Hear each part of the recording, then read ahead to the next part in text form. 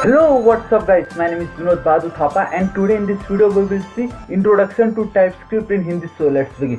जी हाँ गाइस, मैं आपको बताना चाहूँगा कि आज हम इस वीडियो में देखेंगे कि ये टाइपस्क्रिप्ट क्या होता है। तो चलिए गाइस शुरू करते हैं।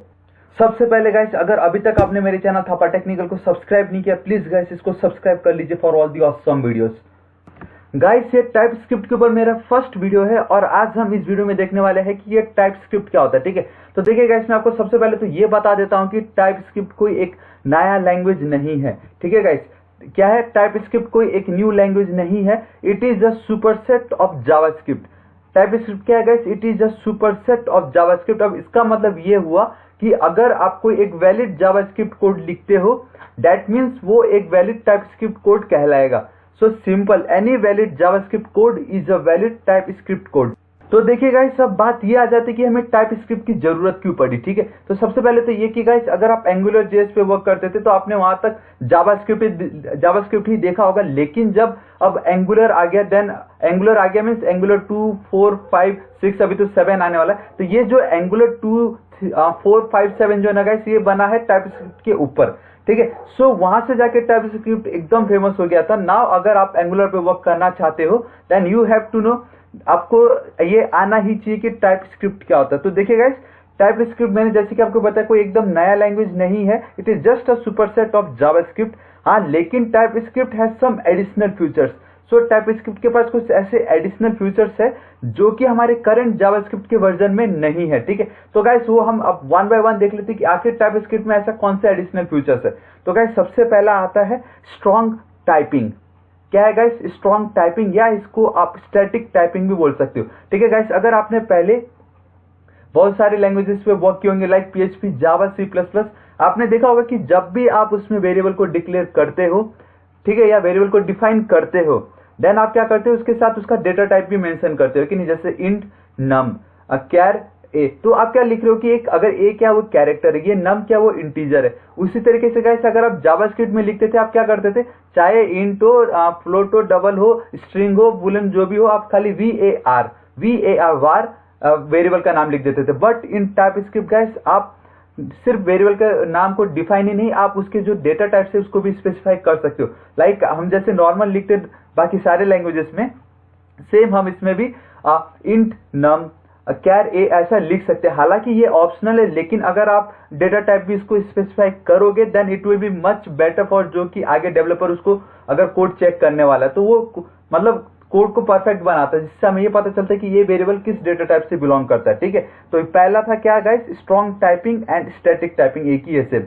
ठीक है, देन सेकंड है guys object oriented features. Again अगर आपने लैंग्वेजेस लाइक जावा, PHP में काम किया तो वो क्या है गाइस, वो ऑब्जेक्ट ओरिएंटेड प्रोग्रामिंग लैंग्वेजेस जहां पे हमारे पास क्लासेस होती थी, ऑब्जेक्ट्स।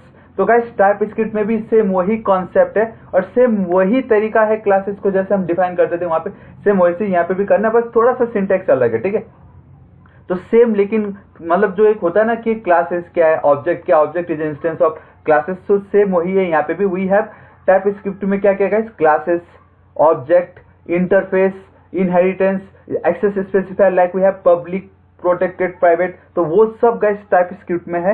एंड थर्ड वन अगर हम देखेंगे, so compile error guys, compile time errors. इसका मतलब ये कि जब हम जावास्क्रिप्ट का कोड लिखते थे, जब हम उसको रन करते थे, देन हम उसको क्या करते थे गाइस, इंस्पेक्ट में जाके, कंपाइल में जाके हम चेक करते थे ना कि सॉरी कंसोल में जाके चेक करते थे कि कहाँ एरर है, किस लाइन में एरर है। बट गाइस टाइपस्क्रिप्ट की बेस्ट पार्ट ये है कि हालांकि 100% मतलब एरर नहीं, बट आपको मोस्ट आउट ऑफ में क्या होगा कि आप जब भी टाइप करोगे, अगर कुछ आपने मिस्टेक किया, then automatic red line highlight हो जाता है एरर के नीचे। और अब वो आपके एडिटर पे डिपेंड करता है कि आप कौन सा एडिटर यूज करो कि वो रेड लाइन ही शो करे, बट आपको जब आप लिखोगे आपको वो हाईलाइट शो कर देगा एरर का। ठीक है, आई होप गाइस आपको समझ गया होगा कि ये टाइपस्क्रिप्ट क्या है और इसकी हमें क्यों जरूरत पड़ी। गाइस इसकी मेन नीड हमें इसलिए पड़ी क्योंकि एंगुलर जो है गाइस वो टाइपस्क्रिप्ट के पे ही बना है।